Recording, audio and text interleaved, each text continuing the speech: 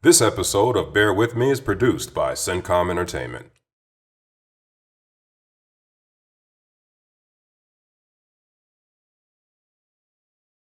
What's up? Thanks for bearing with me. I am Herb Howard. The first place Chicago Bears have turned the page from their dominating victory over the Minnesota Vikings and have now focused their attention squarely on the Oakland Raiders, against whom they will square off in London this coming Sunday afternoon or evening, depending on which side of the ocean you watch the game from. The biggest of many storylines for the Bears is the health of starting quarterback Mitch Trubisky, who exited last week's game during the first drive with an apparent shoulder injury. While the Bears have not given any official diagnosis nor offered any timeline for his possible return, most people tend to believe reports that say Mitch Trubisky separated his left shoulder and has a slight tear in his labrum that will not require surgery. Because it won't require surgery and it is in his non-throwing shoulder, there is optimism that he could return as early as the New Orleans Saints game following the Bears' bye next week. That brings us to backup quarterback Chase Daniel. I, like the Bears, am quite confident that Chase Daniel can hold down the fort during Mitch Trubisky's absence. However, I do not feel that he is an upgrade at the position like so many people have seemed to believe this week. However, I will say this. The very fact that we have to debate whether or not Chase Daniel is an upgrade is an indictment on the starting quarterback. You want to believe that your starting quarterback is head and shoulders above the backup, and that is clearly not the case. That said, anybody expecting Chase to come in and light the world on fire is simply misguided. This is an 11-year veteran with 4 career starts. There's a reason for that. He is not an every week starter in this league. He's a backup. He's a good backup. And he adds added value to the Bears because he was with Matt Nagy in Kansas City and he knows this offense so well. He knows where to go with the football and he understands exactly what Matt Nagy is trying to do on each and every play. Because of that, his teammates have confidence in him and they believe and trust in him when he enters the huddle. However, he does have limitations as a quarterback. For one, he's pretty short for an NFL quarterback. He is not able to see and throw over the offensive and defensive line when the pressure is directly in his face. He is also not as mobile as Mitch and can't get himself out of trouble as much as Trubisky is able to do. Most defenses, when they're playing Mitch Trubisky, they want to try and keep him in the pocket, force him to make accurate reads and throws down the field. The game plan for Chase Daniel is the exact opposite. You want to force him off of his spot, get him moving around outside of the pocket. Do not allow him to sit in the pocket comfortably, make the reads and throws, because he can do that at a high level. You want to bring the pressure up the middle and bring it right in his face, challenging his ability to see and throw over it. That will make it really, really important that the offensive line plays well this week. They have shown steady improvement each game, but they still are not playing at a high level. Second-year offensive lineman James Daniels, who will be making only his 5th start at center this Sunday, must play well. He must have a complete understanding of all of the protections and be able to identify where the Raiders are trying to bring the pressure from. It's going to be really important that he works well with both his right and his left guard to keep those A-gaps clean because, as I said earlier, I suspect the Raiders will try to bring pressure up the middle and put it right in Chase Daniel's face. Now, the combination of Ted Larson and Rashad Coward last week, they filled in admirably for Kyle Long, who was not able to play due to a hip injury. Kyle Long's status for this week is still uncertain, and because the Bears were able to have some success without him last week, I suspect that he may sit this week as well and have that extra week coming out of the bye. But it's important that he's going to be healthy and playing well, Kyle Long that is, down the stretch for the Bears, because as the weather turns here in Chicago, it's going to become more and more crucial that the Bears are able to run the ball for success. Other injuries that are going to be game time decisions along with Kyle Long is Akeem Hicks, who the star defensive tackle missed last week's game due to a knee injury that he sustained in the 4th quarter of the Washington Redskins game. He did not play last week. He's going to be a game time decision again this week. If it were me, I would sit him out again. The Bears were able to fill in for him admirably last week with a combination of Nick Williams as well as Abdullah Anderson. And so I would allow the Bears to go ahead and play without him again. Give him another week off plus the bye. That would be a full month between games for him as the Bears play the Washington Redskins on September 23rd. And they won't play the New Orleans Saints until October 20th. I would give Akeem Hicks that extra time to make sure that knee is fully ready to go, because once they come back from the bye, the Bears have 11 straight games and then a deep playoff run. Some of the other key injuries on the team involve Taylor Gabriel, who is still recovering from a concussion. I, again, would leave him out this week, allow him the full time to recover from that concussion. The Bears have plenty of depth at wide receiver. We saw Javon Wims was able to step up and play well last week. It was good to see him finally get some playing time and be productive in doing so. Another injury, Bilal Nichols, the second-year standout defensive lineman from Delaware, who has not played since he broke his hand week 2 in Denver.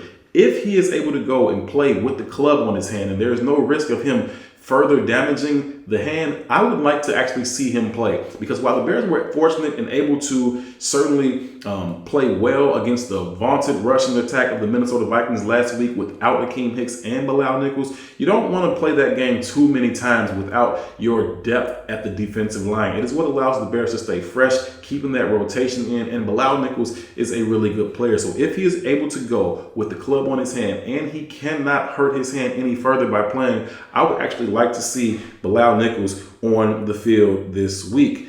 Eddie Pinheiro has continued to kick well as he deals with this mysterious knee injury, but it would be nice to see him, get beyond this injury when the Bears come back from the bye. He's kicked well, and I suspect he'll continue to kick through it. But by the time the Bears come back from the bye and face the New Orleans Saints, I hope this knee injury is behind Eddie Pinheiro. The other big story for the Bears this week is the mysterious absence of Roquan Smith last week. Just about 90 minutes before kickoff last week, it was announced that Roquan Smith would not be playing due to personal injuries. The Bears really deserve some applause for how they've kept this situation under wraps. No one has been able to have any solid information about what is happening here. The good news is, though, that today, Roquan Smith and the Bears have come out and said that he will be playing this Sunday. Whatever the personal issue was is behind him now, he says, and he's looking forward to getting back on the field this Sunday and being out there with his teammates. That is certainly good news. Roquan Smith is a phenomenal player and could very well be the next great Bears linebacker. And so having him back out there is only going to improve this already special defense. Although Nick Kwiatkowski filled in admirably for Roquan Smith last week. He led the Bears, did Nick Kwiatkowski in tackles last week. He had 9 tackles. He also had a strip sack. He was all over the field. Nick Kwiatkowski played very well and was able to show off the depth that the Bears have, but he's certainly not the player that Roquan Smith is.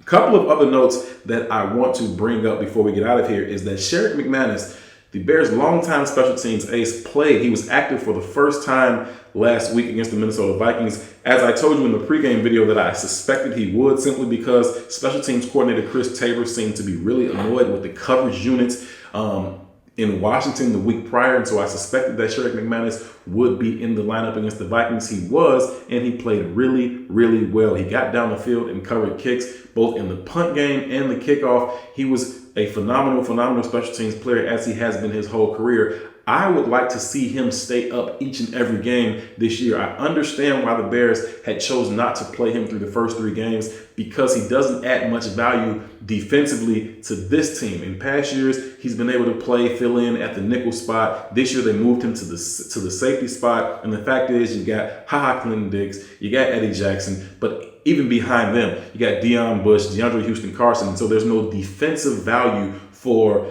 Sharon McManus, and most coaches don't want to bring players on specifically for special teams unless obviously you're the specialist, you're the punter, you're the kicker, you're the long snapper. But other than that, they like to see players have other value either on offense or defense. And because Sharon McManus doesn't bring that type of value, he had been a healthy scratch on game day. But I suspect going forward that he'll continue to be in the game, because the Bears need to make all of their decisions, roster decisions, game plan decisions, even individual play calls, with the idea in mind of supporting and complementing this defense. This defense and this special teams is what's going to take the Bears as far as they want to go this year. The offense simply needs to play complementary football. And so the idea of maybe keeping Sharon McManus off the roster so that perhaps you can carry an extra tight end, an extra receiver, an extra running back, or offensive lineman is something that the Bears should not do. Anytime they come up with a question that says, should I do this for the defense or the special teams, or should I do this for the offense, they should always choose defense and special teams, because that is what is going to allow the Bears to play at their absolute best. Also, one other thing I've been hearing about is some of the individual performance from the Chicago Bears. Players like Eddie Jackson, players like Leonard Floyd. Some people saying, are they playing well? Are they not playing well? I'm not seeing them flash on my screen. Well, they're playing extremely well, especially Eddie Jackson. He's playing at a really, really high level, but you have to watch the game to see it. You aren't going to see these things show up in the stats. He hasn't had his first takeaway of the season just yet. It is coming. Eddie Jackson will certainly take the ball away. But the fact of the matter is, there's only one ball and only one ball carrier on the field. And this defense has too many studs all over it. Everybody can't make the play. And so Eddie Jackson may be on his way to make the play, but maybe HaHa Clinton-Dix makes it first. Or maybe Kyle Fuller makes it first. Or maybe the ball never even leaves the backfield because Khalil Mack or Akeem Hicks or Leonard Floyd has already made the sack. And so while you may not see some of these guys' statistics jumping off of the stat sheet at you, they are absolutely playing well. If you watch the film, you watch the games, you'll see Eddie Jackson flying all over the field, getting in passing lanes, taking away options,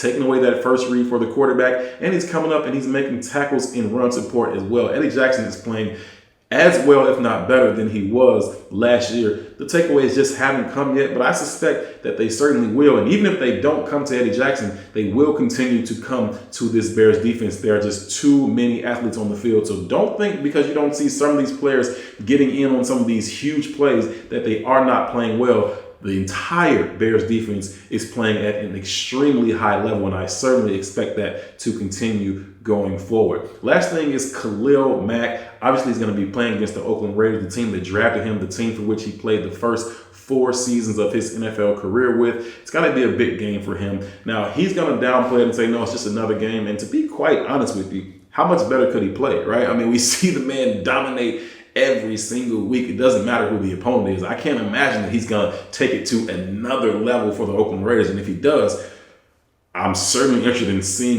in seeing what that level is, because he has played at an extremely high level ever since he's come over to the Bears. And I don't know that he can turn it up a notch because this is his former team. If he can, somebody needs to start praying for Derek Carr, because he's going to have a long, long day out in London.